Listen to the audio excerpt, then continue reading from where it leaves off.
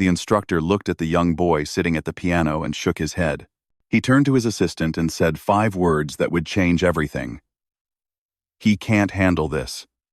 Those words hung in the air like a dark cloud. But what happened next would prove that sometimes the people who doubt you the most end up being the reason you discover who you really are. This is the story of a boy named Daniel. A boy who had nothing but a dream. A boy who was told he wasn't good enough. And a boy who refused to give up. Daniel grew up in a small town where nothing much ever happened. His father worked long hours at a factory, and his mother cleaned houses to help pay the bills. They lived in a tiny apartment with thin walls and old furniture. Money was always tight. There were months when his parents had to choose between paying the electricity bill or buying groceries. Life wasn't easy for them, but they never complained. They just kept going, day after day, hoping that tomorrow would be a little better than today.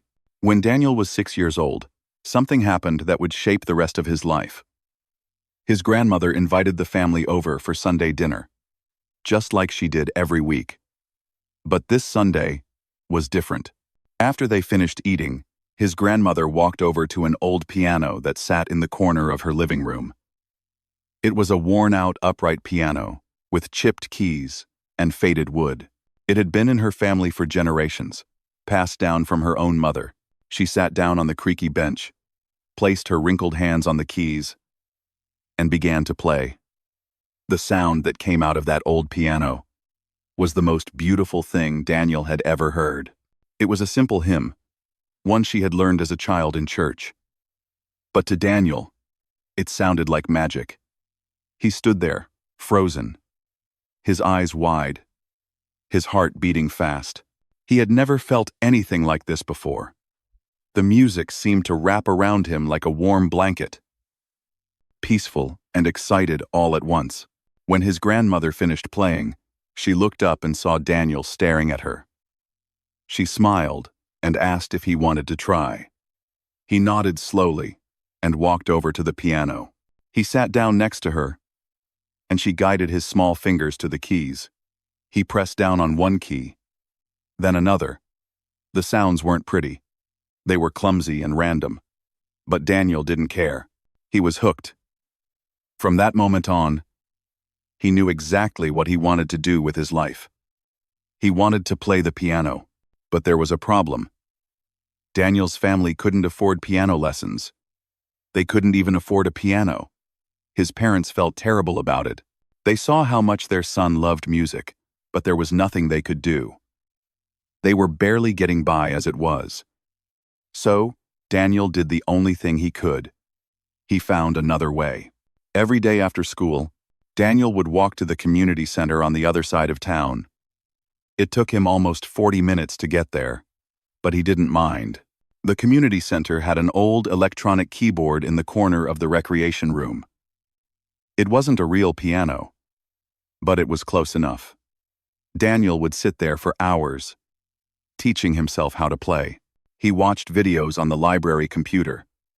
He listened to songs on the radio and tried to copy them by ear. He made mistakes constantly. His fingers hit the wrong keys. His timing was off. But he kept going.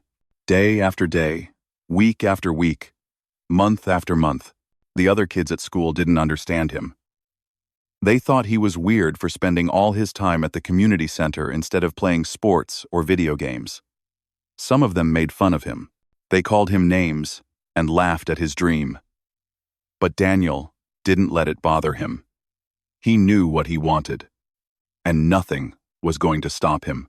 Years passed, and Daniel got better. Much better. By the time he was 15, he could play almost any song he heard. He had developed his own style, a mix of classical and something more personal. His grandmother was his biggest fan.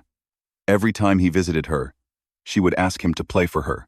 And every time he played, she would sit there with tears in her eyes, so proud of the young man he was becoming. But Daniel wanted more.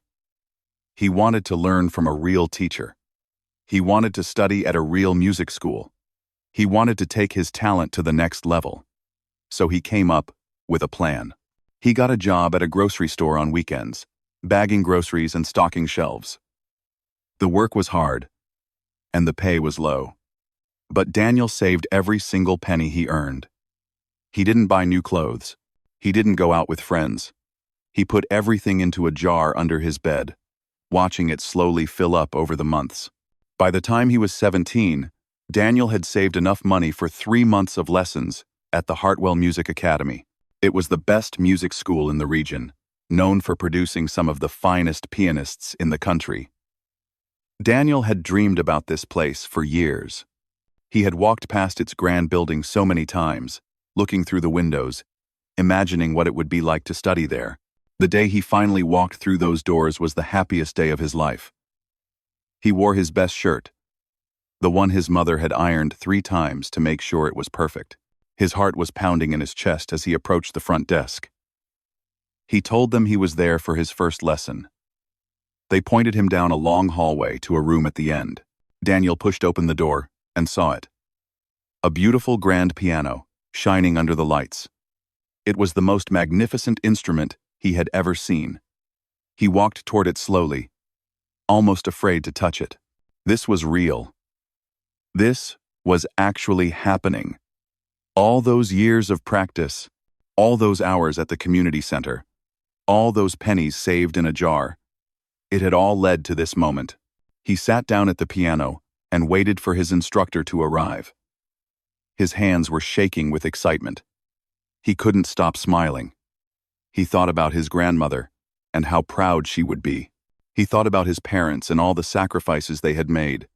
He thought about everyone who had ever doubted him, and he felt a quiet confidence rising in his chest. But Daniel had no idea what was coming.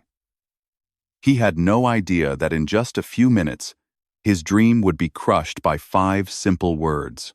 He had no idea that the instructor walking through that door would look at him and see nothing but a waste of time. And he had no idea that this moment of heartbreak would eventually become the greatest gift of his life. Because sometimes, the worst moments lead us to the best ones. Sometimes, being told you're not good enough is exactly what you need to hear. And sometimes, a boy with nothing but a dream can prove the whole world wrong. Daniel just didn't know it yet. Daniel sat at the grand piano with his heart full of hope. He had no idea that in the next few minutes, someone would try to destroy everything he had worked for. He had no idea that the door behind him was about to open and change his life forever. And he certainly had no idea that the man walking into that room would say words so painful that Daniel would remember them for the rest of his life. The door opened with a heavy creak. Daniel turned around and saw a tall man in a dark suit walking toward him. The man had gray hair, sharp eyes, and a face that looked like it had never smiled. This was Mr. Reverment Harrison, one of the most respected piano instructors in the country. He had trained dozens of professional musicians. His students had won competitions all over the world, and he had a reputation for being extremely difficult to impress. Mr. Harrison didn't say hello. He didn't introduce himself. He didn't even look at Daniel's face. He simply walked to a chair in the corner of the room, sat down, and said 2 words. "Play something." Daniel's hands were trembling. This was the moment he had been waiting for his entire life. He took a deep breath and placed his fingers on the keys. He decided to play a piece he had been practicing for months. It was a classical composition, one of the most challenging pieces he knew. He had played it hundreds of times at the community center. He knew every note by heart.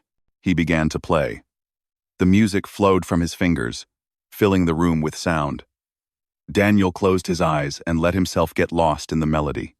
He thought about his grandmother. He thought about all those hours of practice. He thought about how far he had come from that little boy who could barely press a single key.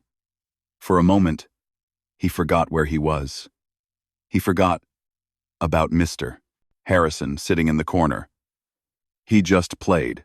But then, after only 2 minutes, something happened that shattered everything. "Stop." The word cut through the music like a knife. Daniel's fingers froze on the keys.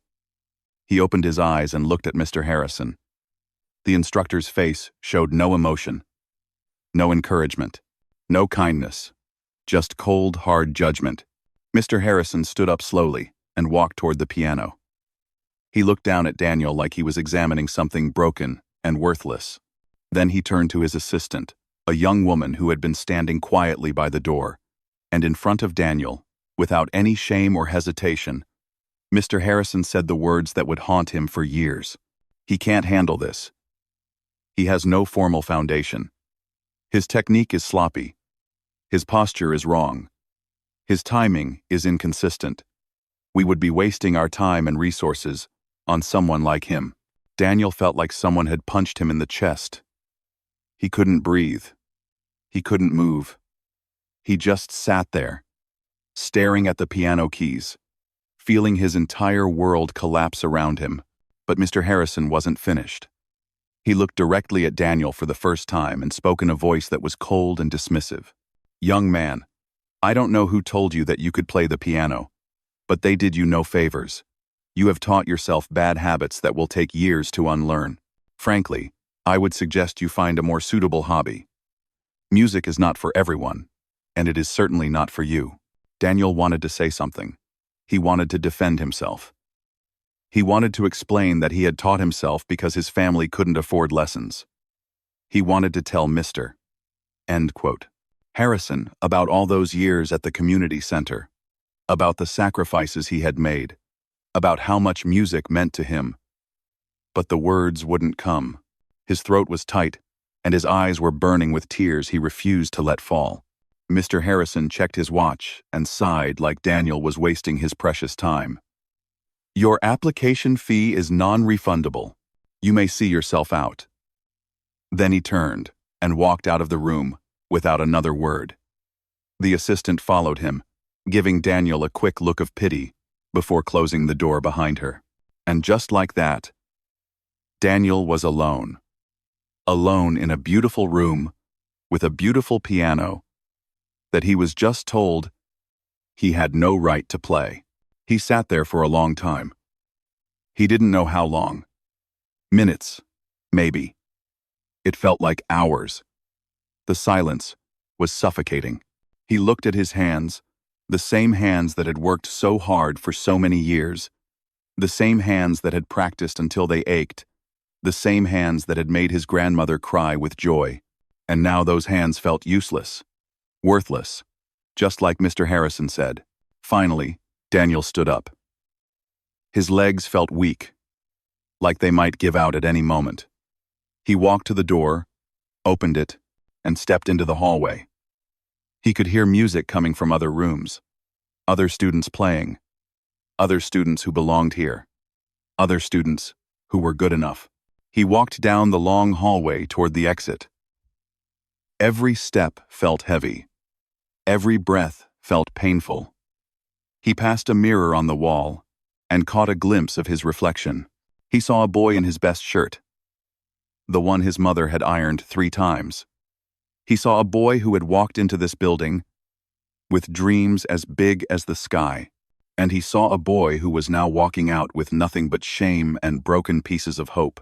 When Daniel stepped outside, the sun was still shining. The world was still moving. People were walking by, laughing, talking, living their normal lives.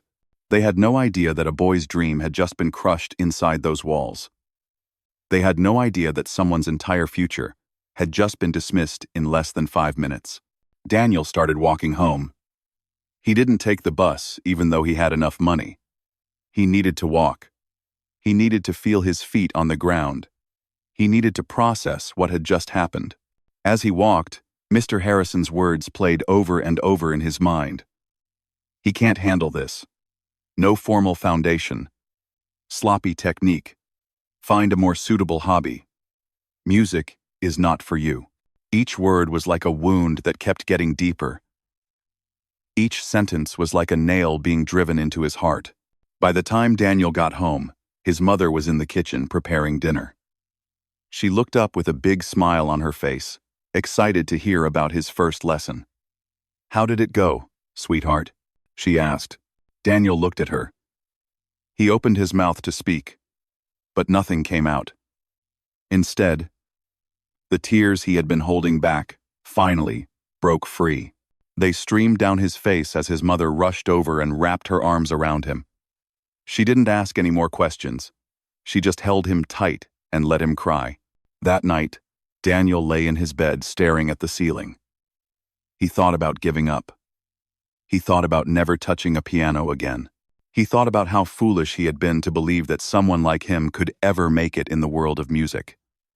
Maybe Mr. Harrison was right. Maybe he was just wasting his time. Maybe some dreams are too big for some people. But somewhere deep inside him, hidden beneath all the pain and doubt, there was a small voice, a tiny spark that refused to go out. It whispered something that Daniel couldn't quite hear yet. It whispered that this wasn't the end of his story. It whispered that the darkest moments sometimes lead to the brightest days. It whispered that one man's opinion doesn't get to decide another man's destiny.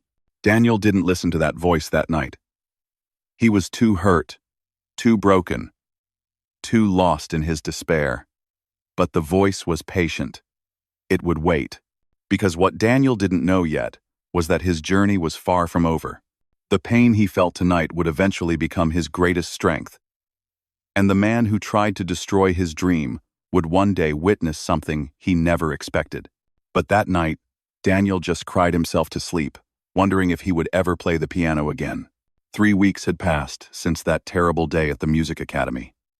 3 weeks since Mr. Harrison had looked at Daniel like he was nothing.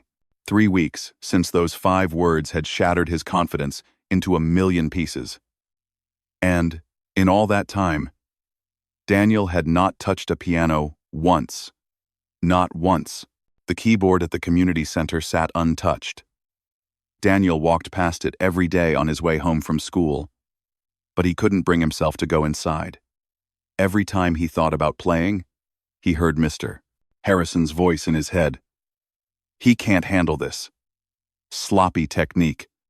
Find a more suitable hobby. The words had become a prison, and Daniel was trapped inside, with no way out. His parents noticed the change in him. Their son, who used to talk about music nonstop, had gone completely silent. He barely ate. He barely spoke. He would come home from school, go straight to his room, and stay there until morning. His mother tried to talk to him, but Daniel would just shrug and say he was fine. He wasn't fine. Anyone could see that. But he didn't know how to explain the emptiness he felt inside. At school, things weren't any better. Daniel moved through his days like a ghost. He sat in class, but didn't hear a word the teachers said.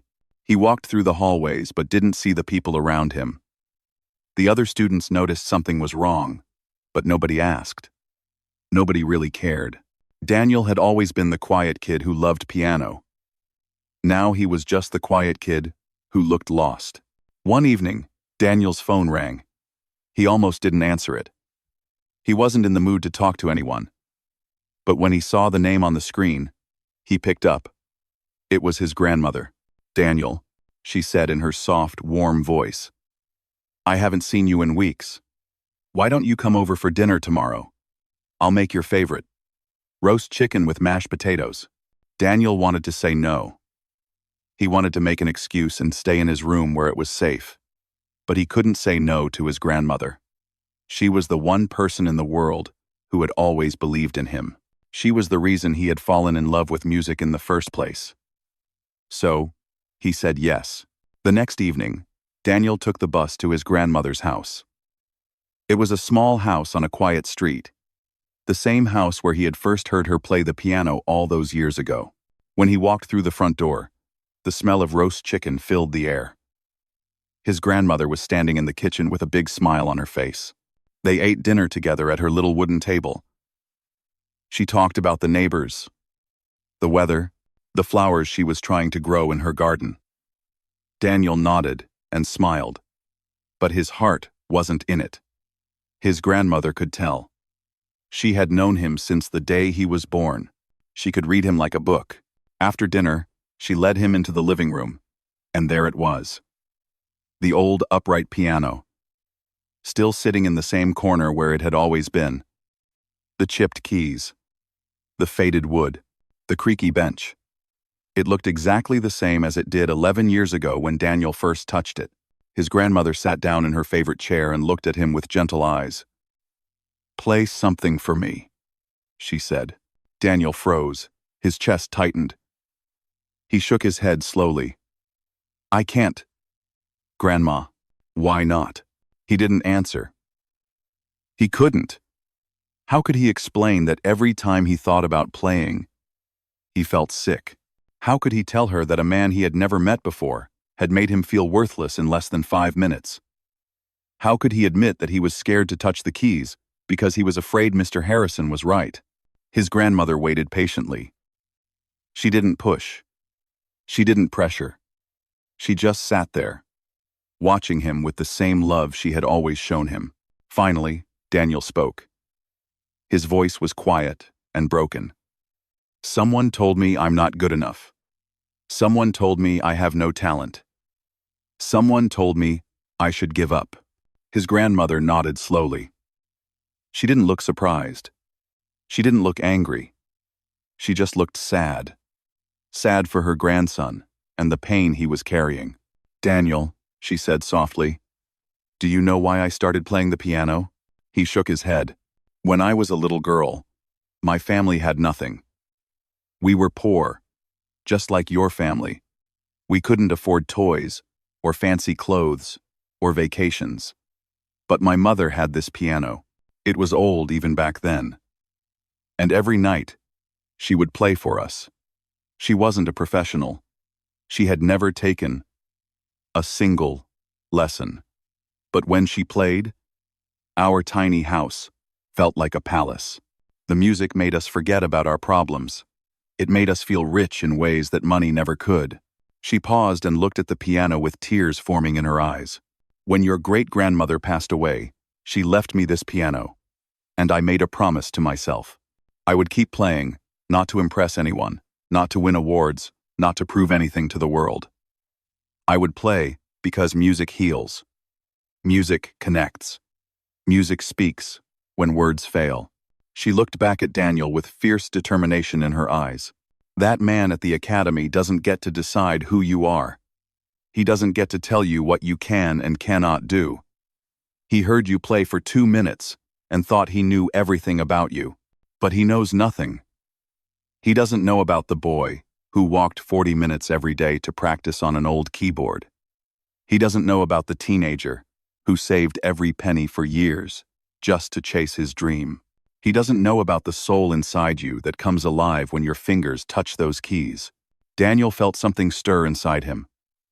Something that had been sleeping for 3 weeks. Something, he thought, had died. His grandmother pointed at the piano. "Now sit down and play for me. Not for that man. Not for anyone else. Play for me. Play for yourself.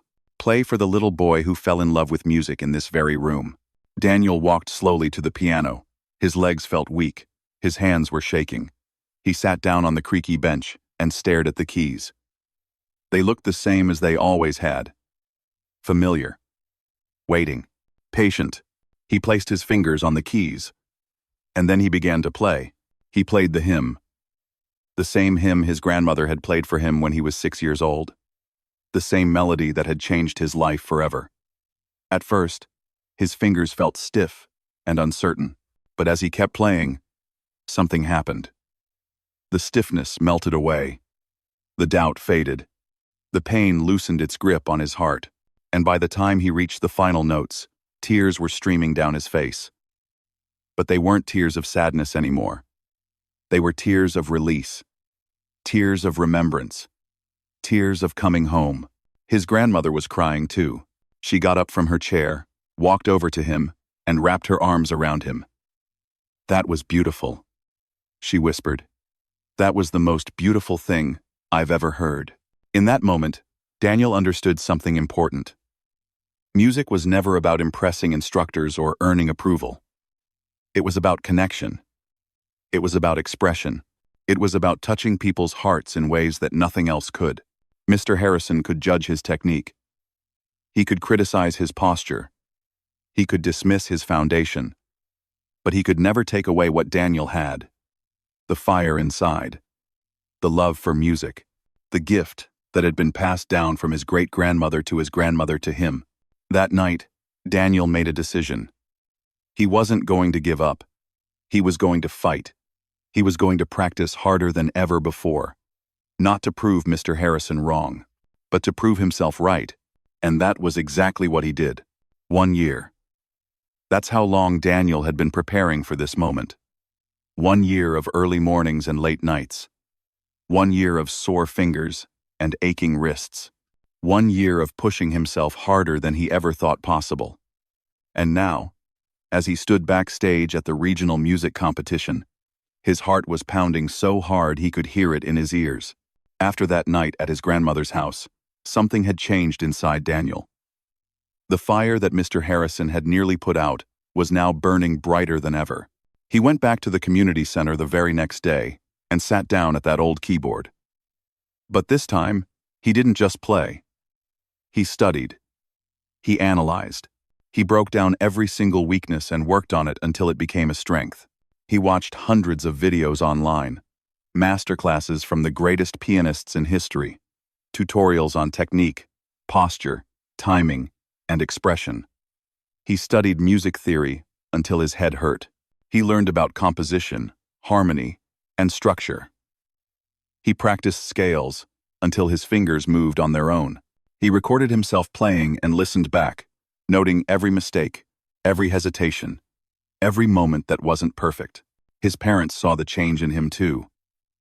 They watched their son transform from a heartbroken boy into a determined young man. His mother would sometimes stand outside his door at night, listening to him practice, wiping tears from her eyes. His father started picking up extra shifts at the factory so Daniel could buy sheet music and online courses. They believed in him, even when the rest of the world didn't. Daniel's grandmother was his biggest supporter. Every Sunday, he would visit her and play whatever he had been working on that week. She would sit in her favorite chair, close her eyes, and listen. And every time he finished, she would smile and say the same thing. Better than last week. Keep going. But Daniel wanted to do more than just improve. He wanted to create something of his own, something that came from deep inside him. So he started writing an original composition. He called it For Grandma. It was a piece that told his entire story through music. The joy of discovering the piano as a child. The pain of being rejected. The love of a grandmother who never stopped believing. The determination to rise again. He worked on that piece for 6 months. He rewrote it dozens of times. He added parts, removed parts, changed the tempo, adjusted the melody. He poured every emotion he had ever felt into those notes, and when he finally finished, he knew it was the best thing he had ever created. Then one day, Daniel saw a flyer at the community center. A regional music competition was being held in 3 months. It was open to all young musicians, regardless of formal training. There were no requirements, no auditions, no gatekeepers deciding who was worthy. Anyone could enter. Anyone could play. Daniel signed up that same day. He didn't tell anyone except his grandmother. He wanted it to be a surprise. He wanted to walk onto that stage and show the world what he could do. He wanted to prove that a boy from a small town with no fancy teachers and no expensive lessons could stand alongside anyone. The months flew by. Daniel practiced every single day. He played his composition so many times that he could perform it in his sleep. He visualized himself on that stage, sitting at the grand piano, playing for a crowd of strangers. He imagined the applause, the smiles, the feeling of finally being seen for who he really was. And then the day arrived. Daniel woke up before sunrise. He put on his best clothes, the same shirt his mother had ironed for his first lesson at the academy. It still fit, though it was a little tighter now. He looked at himself in the mirror and took a deep breath. This was it. This was his moment. His parents drove him to the concert hall. It was a beautiful building, with tall columns and giant windows. There were people everywhere. Young musicians carrying instrument cases, families taking photos, judges walking around with clipboards. The energy was electric, exciting and terrifying at the same time. Daniel checked in at the registration table and received his number. He was contestant 47. That meant he would have to wait for hours before his turn. He found a quiet corner backstage and sat down, trying to calm his nerves. As he waited, he watched the other contestants come and go. Some looked confident. Some looked scared. Some played beautifully. Some made mistakes. Daniel tried not to compare himself to any of them. He just focused on his breathing and thought about his grandmother. Finally, after what felt like forever, they called his number. Contestant 47. It was time. Daniel walked toward the stage entrance. His legs felt like jelly. His mouth was dry. His hands were sweating. But he kept walking. One step at a time, just like he had walked to the community center all those years ago. One step at a time. He reached the curtain that separated backstage from the main hall. He could hear the murmur of the audience on the other side. Hundreds of people waiting to hear him play. His heart was racing. His mind was spinning. And then he looked up and saw something that made his blood run cold. There, sitting at the judge's table in the front row, was a face he would never forget. Gray hair, sharp eyes, a face that looked like it had never smiled. Mr. Harrison. Daniel froze. He couldn't move. He couldn't breathe. Of all the people in the world, why did it have to be him? Why did the man who had crushed his dreams have to be sitting right there, ready to judge him again?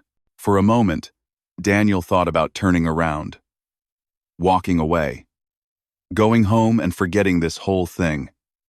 The fear was overwhelming. The memories came flooding back. The rejection, the humiliation, the pain. It was all right there, staring at him from the judge's table. But then Daniel thought about his grandmother. He thought about her words. That man doesn't get to decide who you are. He thought about his parents and all their sacrifices. He thought about the little boy who fell in love with music in a tiny living room. And he thought about how far he had come. No, he wasn't going to run. Not this time. Not ever again. Daniel stepped through the curtain and walked onto the stage. The lights were bright and hot. The audience was a sea of faces stretching back into darkness. And there, right in front of him, was the most beautiful grand piano he had ever seen. He walked to the piano slowly, his footsteps echoing in the silent hall. He could feel Mr. Harrison's eyes on him. He could feel the weight of that judgment pressing down, but he didn't look at the judge's table. He didn't give Mr. Harrison the satisfaction. Instead, Daniel sat down at the piano. He placed his hands on the keys. He closed his eyes, and he thought about his grandmother sitting in her favorite chair, waiting to hear him play. Then he began. The first notes of "For Grandma" floated into the air, soft and gentle, like a whisper. The melody grew slowly, building layer upon layer. It told the story of a little boy discovering magic for the first time. It told the story of years of struggle and sacrifice. It told the story of heartbreak and rejection and pain. And then it told the story of rising again. The music swelled. Daniel's fingers danced across the keys with a passion he had never felt before. Every note was perfect. Every phrase was alive. He wasn't just playing music anymore. He was speaking. He was shouting. He was letting the whole world know who he was and what he had been through. When he played the final note, there was complete silence. Not a sound. Not a whisper.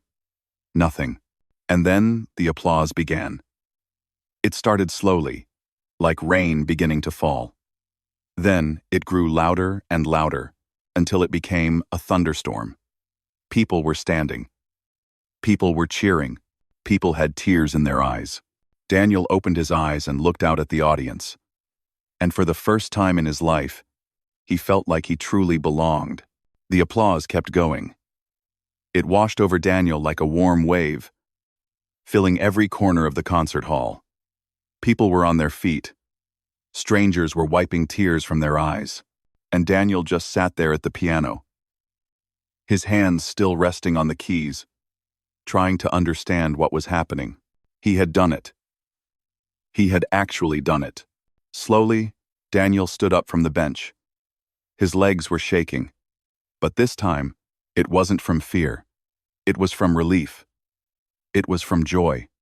It was from the overwhelming feeling of finally being heard. He gave a small bow to the audience, and the applause grew even louder.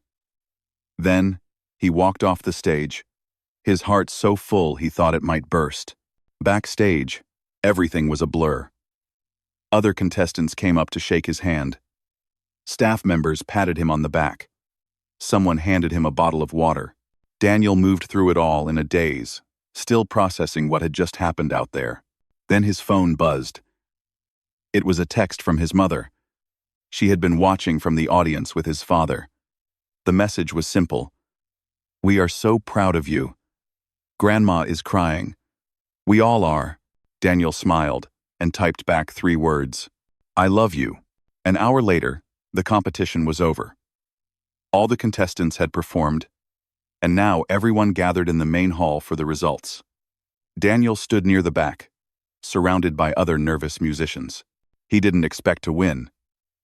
Just getting through his performance, without falling apart, was victory enough.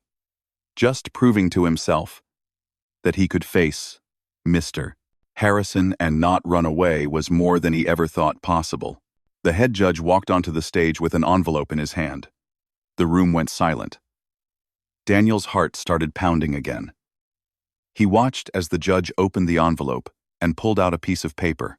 In 3rd place, the judge announced, Contestant 23, William Porter. A young man near the front let out a happy shout and ran up to collect his trophy. The audience clapped politely. In 2nd place, Contestant 8, Catherine Mills. A girl with red hair walked onto the stage, beaming with pride. More applause filled the room. Daniel held his breath. He knew what was coming next. Or at least, he thought he did. And in 1st place, the judge said, pausing for effect, with a performance that moved every single person in this room. Contestant 47, Daniel Brooks. For a moment, Daniel didn't move. He couldn't. The words didn't make sense. 1st place. Him. The boy who taught himself on a broken keyboard at the community center. The boy who was told he would never be good enough. The boy who almost gave up. Someone pushed him forward. "Go," they said. "That's you. Go." Daniel walked toward the stage in a trance. The audience was cheering again, even louder than before. He climbed the steps and stood in front of the head judge, who handed him a beautiful golden trophy. It was heavier than he expected, real and solid in his hands, proof that this wasn't a dream. "Congratulations, young man," the judge said with a warm smile. "That was one of the most moving performances I have ever witnessed in my 30 years of judging. You have a rare gift. Never let anyone take that away from you." Daniel thanked him, but he could barely get the words out. His eyes were filling with tears. He looked out at the audience and saw his parents in the crowd. His mother was sobbing. His father had his arm around her, tears streaming down his own face. And next to them, in a wheelchair that Daniel's father had pushed all the way from the parking lot, was his grandmother. She was smiling. That same warm, proud smile she had given him every single time he played for her. She raised her hand and gave him a small wave. Daniel waved back, his heart overflowing with love. After the ceremony, Daniel made his way through the crowd toward his family. People kept stopping him to offer congratulations. He thanked each one, but all he wanted was to reach his grandmother. When he finally got to her, he knelt down beside her wheelchair and took her hand. "I did it, Grandma," he said softly. She squeezed his hand and looked at him with tears in her eyes. "I always knew you would," she whispered. From the very first day you touched those keys, I knew you were special. Never forget that, Daniel. Never forget who you are. 5. He hugged her tight, not caring who was watching. In that moment, nothing else mattered. Not the trophy, not the applause, not even the victory. Just this. Just her. Just love. A few minutes later, as Daniel was talking with his parents, he felt a tap on his shoulder. He turned around and felt his stomach drop. It was Mr. Harrison. The man looked different somehow. Smaller, less intimidating. His sharp eyes had softened, and there was something in his expression that Daniel had never seen before. It looked almost like shame. "May I speak with you for a moment?" Mr. Harrison asked quietly. Daniel's first instinct was to say no, to walk away, to give this man the same coldness he had given Daniel a year ago. But something stopped him. Maybe it was his grandmother's words echoing in his mind. Maybe it was the trophy in his hand, reminding him how far he had come. Or maybe he just wanted to hear what this man had to say. "Okay," Daniel said. They stepped aside, away from the crowd. Mr. Harrison stood there for a moment, looking uncomfortable. Then he spoke. "I was wrong about you." Daniel waited. He didn't say anything. "A year ago, I looked at you and saw a boy with no formal training and bad habits. I dismissed you without giving you a chance. I said things that were cruel and unfair. And I have thought about that day many times since then." He paused, struggling to find the right words. "What you did out there today was extraordinary. The piece you played, the emotion, the technique, everything. It was beautiful, truly beautiful. And I realize now that I almost destroyed something special because I was too arrogant to see it." Daniel looked at the man who had caused him so much pain. A year ago, those words would have meant everything to him. He would have felt validated, vindicated, finally worthy. But standing here now, holding his first-place trophy, surrounded by the people who had always believed in him, Daniel realized something important. He didn't need Mr. Harrison's approval anymore. "Thank you," Daniel said simply. "Thank you for making me fight harder." Mr. Harrison looked surprised by the response. He opened his mouth to say something more, but Daniel just nodded politely and walked away. And Daniel had a future to build. 5 years later, Daniel opened a small music school in his hometown. It wasn't fancy. It was just a few rooms in an old building near the community center where he used to practice. But to Daniel, it was everything. He called it Grandma's Keys. The school was free for any child who couldn't afford lessons. Daniel taught them the same way he had taught himself.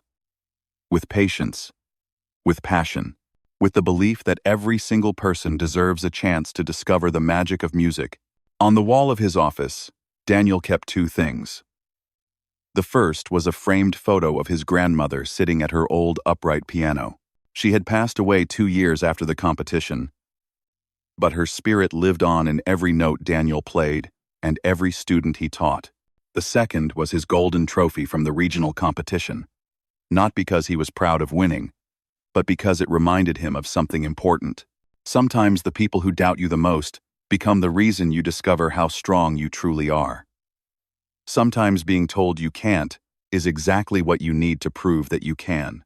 And sometimes, a boy with nothing but a dream can change his whole life with 5 simple words.